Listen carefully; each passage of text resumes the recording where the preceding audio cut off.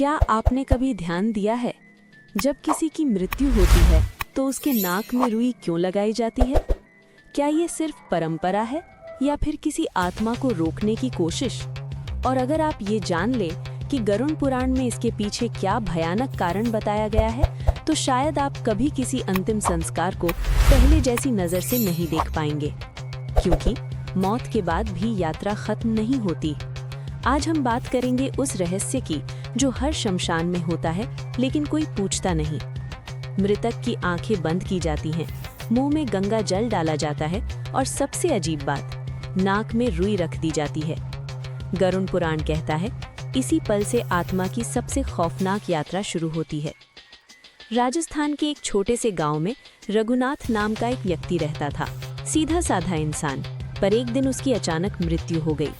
गांव वालों ने सारे रीति रिवाज निभाए, नाक में रुई, आंखों पर पट्टी और चिता सजाई गई। लेकिन उस रात रघुनाथ की पत्नी को सपना आया। रघुनाथ रो रहा था। उसने कहा, अगर मेरी नाक से रुई हटा दी जाती तो मेरी पीड़ा आधी हो जाती। पत्नी डर गई। अगले दिन उसने गांव के पंडित से पूछा।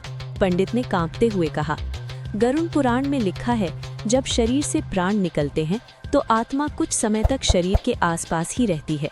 उसे अब भी सांस लेने की इच्छा होती है, लेकिन नाक में रुई डालने से शरीर सांस नहीं ले पाता और आत्मा को एहसास होता है कि उसका शरीर अब पूरी तरह मृत है। यही एहसास आत्मा को अगली दुनिया की यात्रा के लिए मजबूर करता है। गरुड़ पुराण के अनुसार मृत्यु के बाद आत्मा को यमदूत लेने आते हैं। अगर आत्मा को ये भ्रम रहे कि शरीर जिंदा है तो वो यमलोक जाने से इनकार कर सकती है। नाक की रुई इस भ्रम को तोड़ती है, लेकिन इसके साथ ही आत्मा को घुटन जैसा अनुभव होता है। यही उसकी पहली सजा होती है। पंडित ने बताया, जो लोग जीवन में पाप करते हैं उनकी आत्मा को नाक, मुंह और कान से तेज जलन महसूस होती है, जैसे किसी ने अंदर आग भर दी हो। रघुनाथ की आत्मा भी यही सह रही थी, क्योंकि उसने जीवन में कई लोगों का अपमान किया था।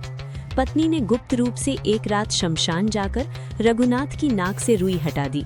उसी रात उसने सपना देखा, रघुनाथ शांत था। उसने कहा, अब मैं आगे जा सकता हूँ। पंडित ने कहा, नाक में रुई सिर्फ परंपरा नहीं, ये आत्मा को ये सिखाने का तरीका है कि उसका शरीर समाप्त हो चुका है और अब उसे अपने कर्मों का फल भोगना होगा। गरुड़ पुराण कहता है, जो व्यक्ति जीवन में अच्छे कर्म करता है उसकी आत्मा को ये पीड़ा बहुत कम होती है, लेकिन पापी आत्मा के लिए हर सांस एक सजा बन जाती है। अगर आप चाहते हैं कि आपकी आत्मा को मृत्यु के बाद शांति मिले, तो जीवन में सत्य बोलिए, किसी को धोखा मत दीजिए, माता पिता का सम्मान कीजिए और किसी का दिल मत दुखाइए, क्योंकि मौत के बाद कोई रिश्ता काम नहीं आता, सिर्फ कर्म साथ जाते हैं। अब जब भी आप किसी मृतक की नाक में रुई देखें तो समझ जाइए, ये सिर्फ रुई नहीं, ये आत्मा की अगली यात्रा का पहला दरवाजा है। वीडियो पसंद आए तो वीडियो को लाइक, कमेंट या शेयर करें। जय महाकाल।